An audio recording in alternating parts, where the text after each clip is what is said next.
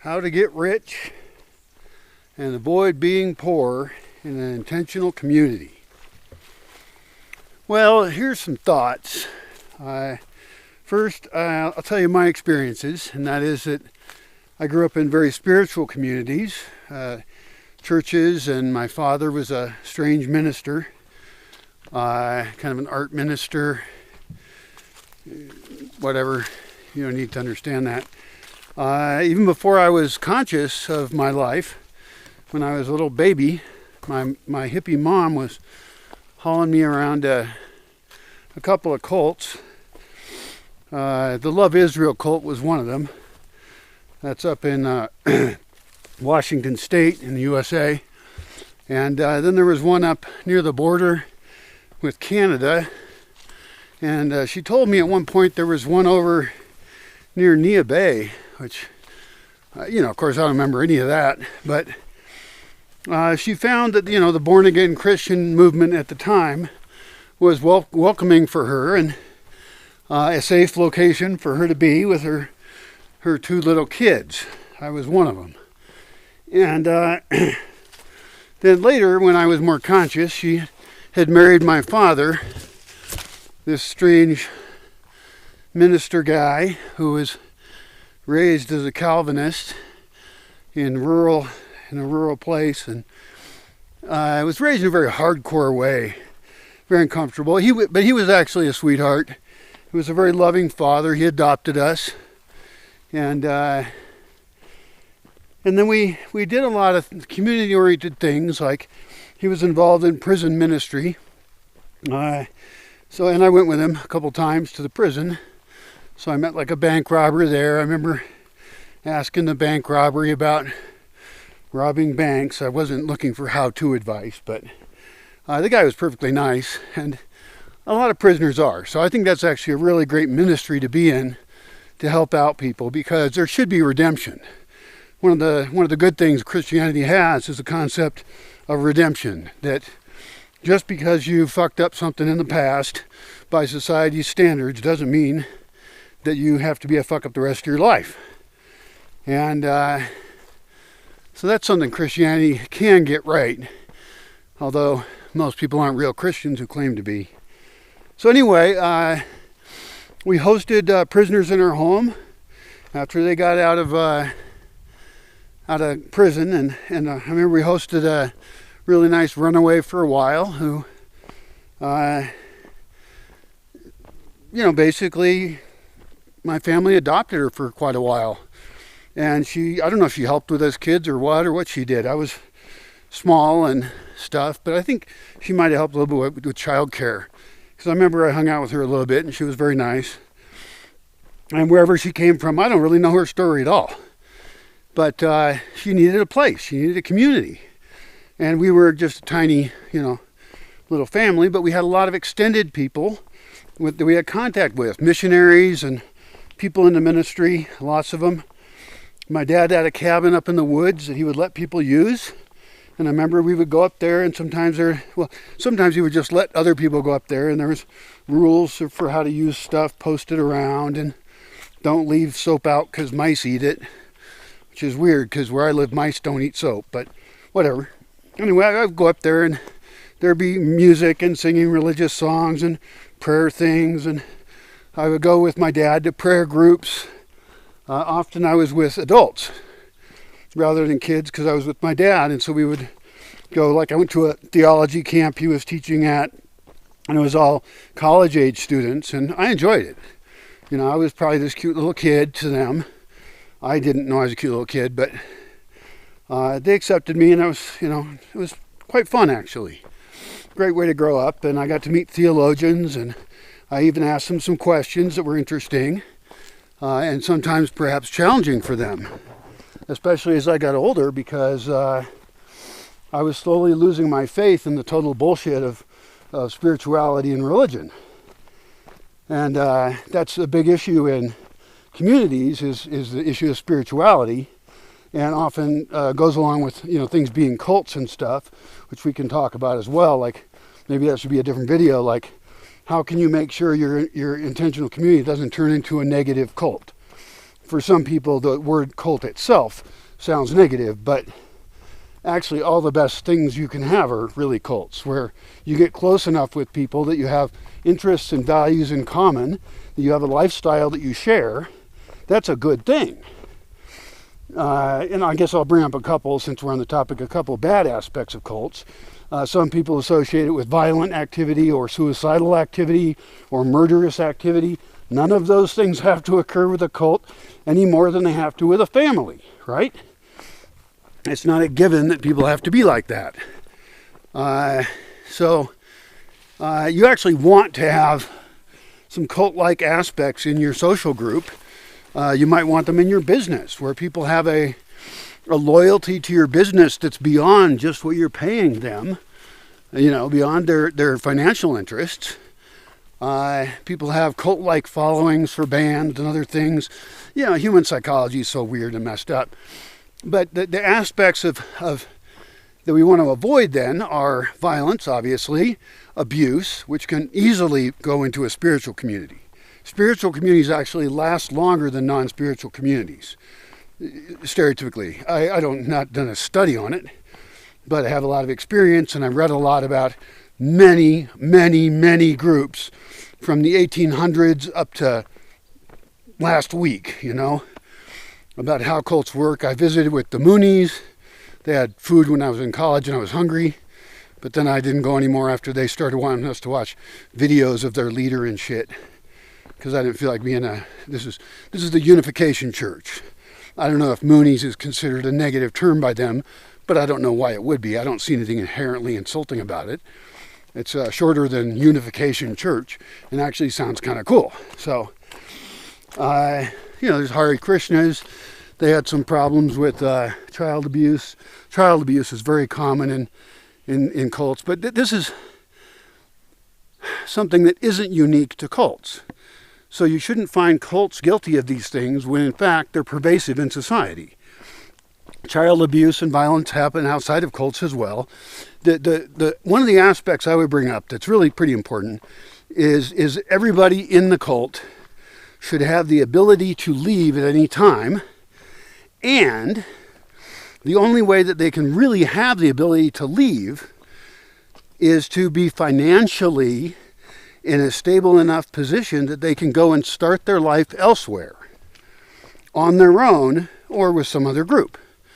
And the group could also split. The point is that this removes the pressure that people have to stay in their cult. And this is true even in couples, right? Where a couple, if they have economic differences, one person can be trapped in it and they feel like they can't leave. That is going to cause underlying stresses that will mess the relationship up. Same is true of a cult. It's just more people involved. So I'm going to talk about intentional communities, but in my mind, there's really no difference. Cults vary widely. Some of them you would love to be in. And intentional communities vary widely. From co-housing, having housing you either own or share in common, or you could even, at the minimal level, this would be fine. You can agree with this, even if you're uptight and ignorant. Don't take what I say personally, okay? I'm not talking to you as an individual. I'm talking to a fucking camera that I'm holding while I'm walking into town to get a sandwich. So, whatever. If you want to get upset, go for it, but it's a waste of your time. Anyway, so I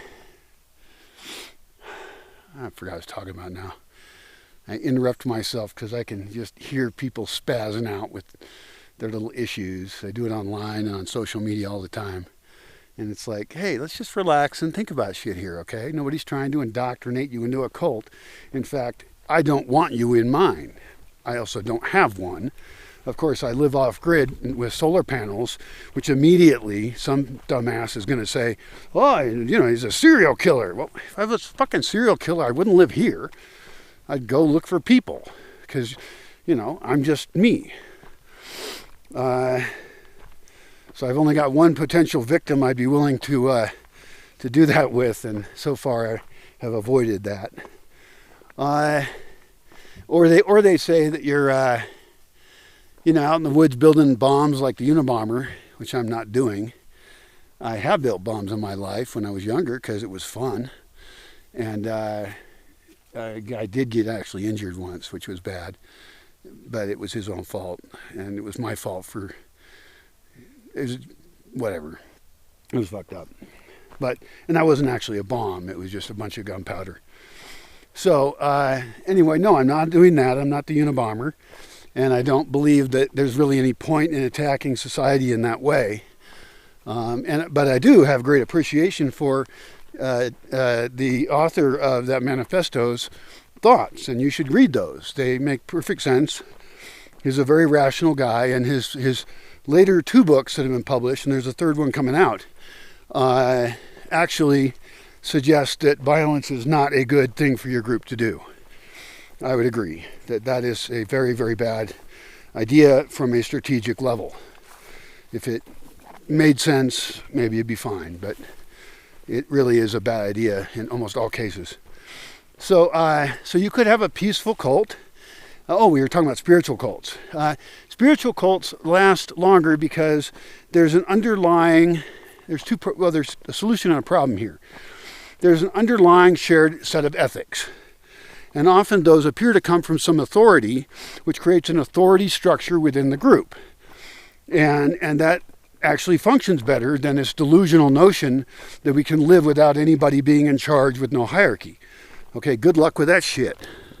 Consensus decision making does not work, and it's usually fake. So, the spiritual aspect creates that. The problem is that there's no God or something who's actually communicating with people. In fact, I'm an atheist. I don't believe in any God or spiritual world. So I think it's delusional from the beginning. And so immediately what you find are people taking control of other people, interpreting the spirituality as they wish, and often that becomes abusive because there's no limit on their power if they're speaking for God, right? And so even though spiritual communities can last longer, like the Shakers and Oneida Commune or whatever, this is back in the 1880s or somewhere, I don't remember, 1800s somewhere. And it's just, for me, it's something I absolutely want to avoid. And so I don't even want spiritual people in any group that I am involved with because they will try and use their magic authority over others to take control of the group. And I'm out. In fact, I'm not just out, I'll never join.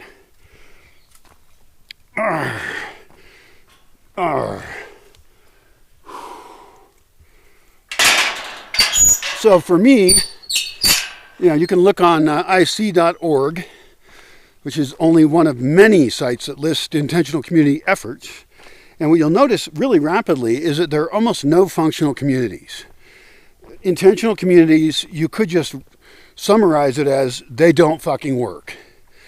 And we can explore the reasons why that is. But you can think of the farm in Tennessee. That is very successful, and it did have a leader at one point. He died, and things continued on as they are.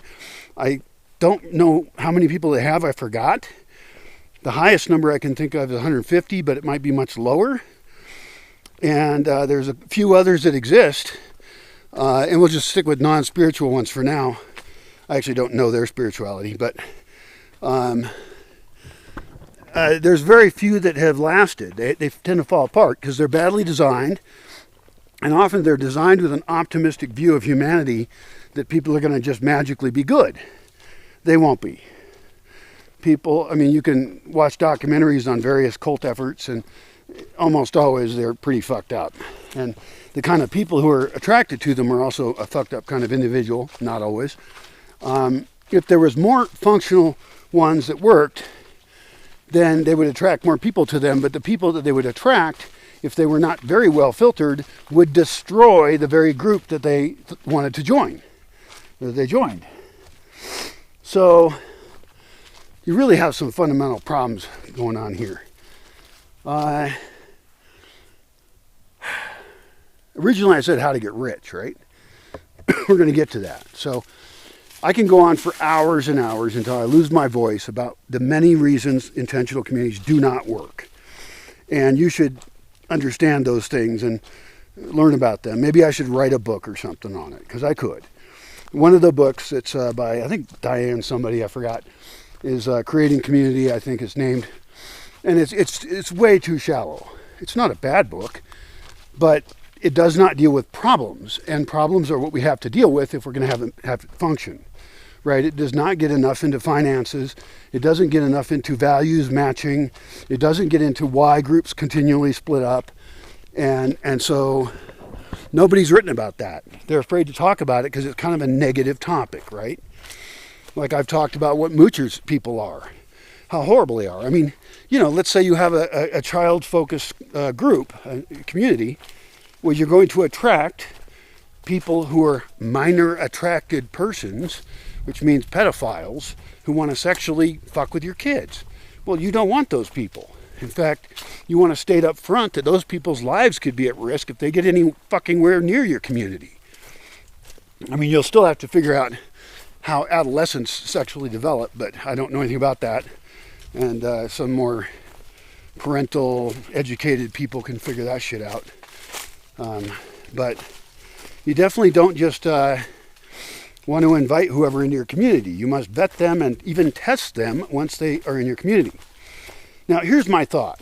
Let's get back to the topic of getting rich in a community. A lot of people who want community do not have a lot of resources. Okay, they're looking for something that they don't have. They don't have an extended family. They don't have a support structure, and they're looking for a new mommy and daddy to take care of them. And then some of them are worse, and they want to be in charge, even though they've given nothing into it. Okay, so yeah, I know I'm negative, but it's based on experience. So what you have to do, if you want your group to survive, is you have to collect people who already have enough resources to leave the group when they're uncomfortable, when they don't like it. And you have to go through a massive process that has thousands of items on it of, do we agree on this kind of thing? Do we agree on that thing? And then match people up with the appropriate community. Because this is true of even couples. Like, so many couples get together and they should never even have been together. Yeah, they had lust for each other. They thought each other looked nice. But then you immediately get into power struggles over decision making, and eventually they make kids, and then they fight over the kids, and they get divorced, and they're fighting over money. And it's like, why the fuck did you even get together? You made a serious error in not being extremely cautious about who you decided to hook your life onto. This is even true for friends. If you have crap-ass friends, your life's going to be crappy.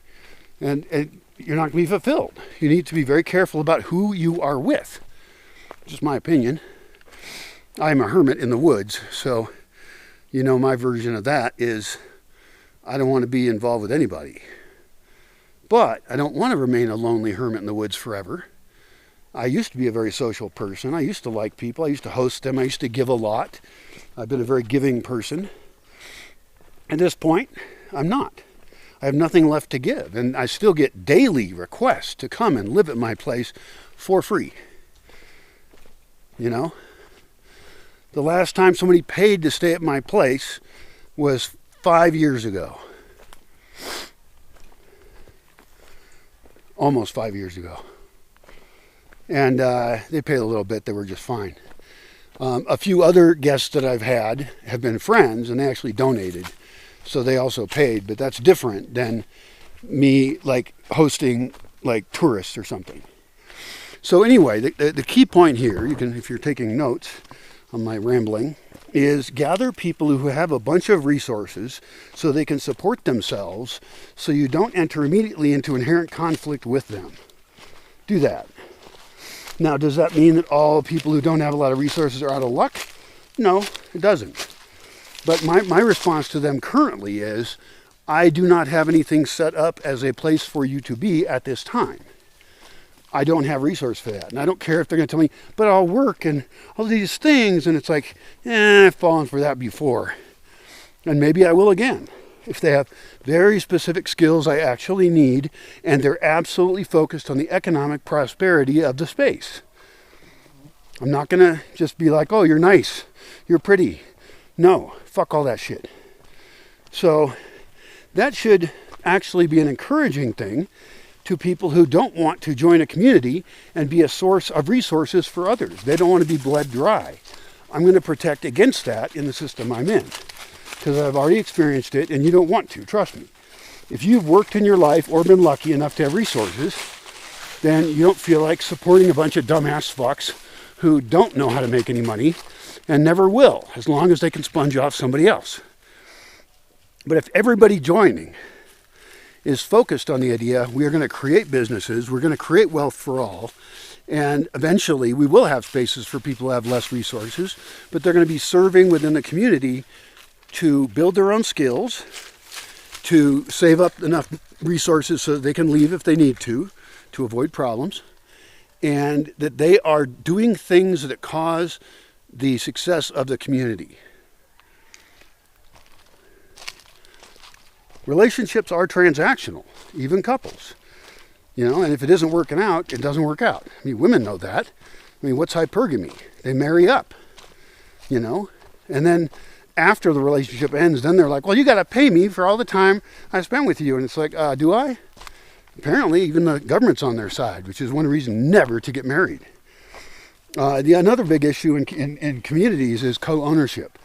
You never want to be investing something in land that you don't own or whatever. Now, in my case, I want to set up the space, have it be owned by a nonprofit. People will be there. They will pay into the nonprofit. They will eventually be voting and controlling members of it when I die, or preferably far before. And there'll be a system by which people can enter and leave that community, and also that legal arrangement. Who legally owns the land is really important. And right now what I'm seeing is tons of land scams where I'm at, because a lot of people want to move here to this area, and there's tons of people that want to take their money and screw them over because the people don't know the law very well. And then there's also the scammers who want to join a community that is successful. So you got scammers on all sides. You're just surrounded by failure here. And you can go study that. I mean, it's just failure after failure of community efforts. And yet everyone wants it because they're lonely, they're isolated, and even the government loves to have people being isolated and lonely. They don't want people to organize and be together. Like, there used to be fraternal associations like the Elks, the Masons. The Masons still exist. The Elks probably still exist. The Odd Fellows Hall, what a great name. That's the kind of thing I would join just based on the name. But there's also Asian benevolent societies that help each other out. People used to have more extended families. People used to live within a bigger support structure, but that is actually something the state is very uncomfortable with and is actively undermined. They don't want regular people getting together and being organized. And it's very easy for them to destroy those efforts. So any intentional community should also think about its own security of its own members, but also security from outside attention. In fact, we don't know how many intentional communities there are, because a smart intentional community would be very, very secretive. And everybody in it would keep a low profile as the existence of the community. Now, some of them might be famous musicians, actors, people with a public persona, but you want to keep your involvement in a group that is useful and makes you all stronger very private, because that is threatening to some people and very attractive to the wrong kind of people.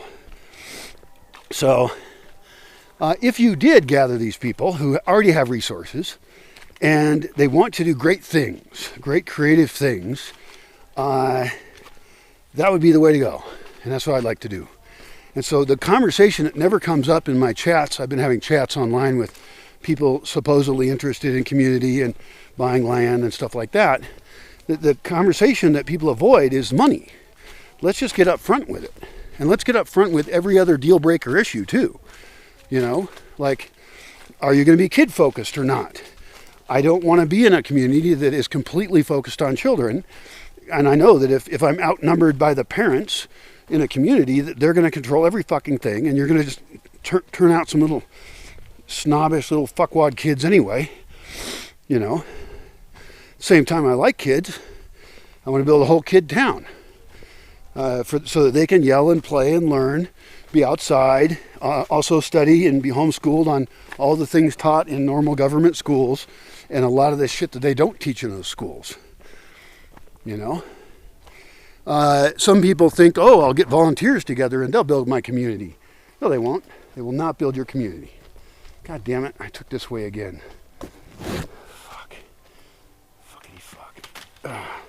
There's this fence here that's hard to get across. Oh, good, it's easy today. And maybe I'll put it back up so that somebody doesn't get pissed off at me for not putting it up. The problem is this is a really inconvenient fucking gate because it's on a rocky place and I'm still not really very stable. Well, that's a really good, that's perfect. Yeah, like look at these rocks. I don't want to be crawling over rocks while I'm recording shit. You're gonna watch video of me falling on my ass, breaking some goddamn bone, which is not what I need right now. So anyway, if you have a community, lots of people make you promises, and they'll promise, you know, I'll be a volunteer, I'll do this or that, and I'm going to help out, and they are lying 95% of the time. It's a very bad idea. So maybe later on when you have a stable system, you can have some communities open to that, and then you can build up a reputation with some of those folks. ¿Vas a pasar? Sí. Okay. Nos vemos. Yeah. And then you can test them, and then they can get actual reputation management on these people, because some of them could be very, very valuable, even though they don't have their personal resources. You know, maybe they had some trouble in the past, maybe they come from a poor family, and they could actually be some of your most loyal and best recruits. Just do it real carefully. And I think that having a filter community that they go to first would make a lot of sense. Why is there a guy walking over there with a box of shit in the middle of a field? It makes no sense.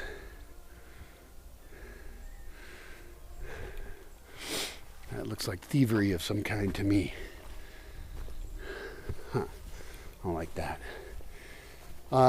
Trust me, if you have a community, you're going to deal with every kind of worst person there is wanting to be in it. So you have to filter them out. Back to getting rich part is if everyone is already committed to this idea that they're going to help build other people's skills up, that in my case, I want to live remotely, right? There's a lot of benefit to that. It's less distractions, less disease risk, less energy dispelling out into the world.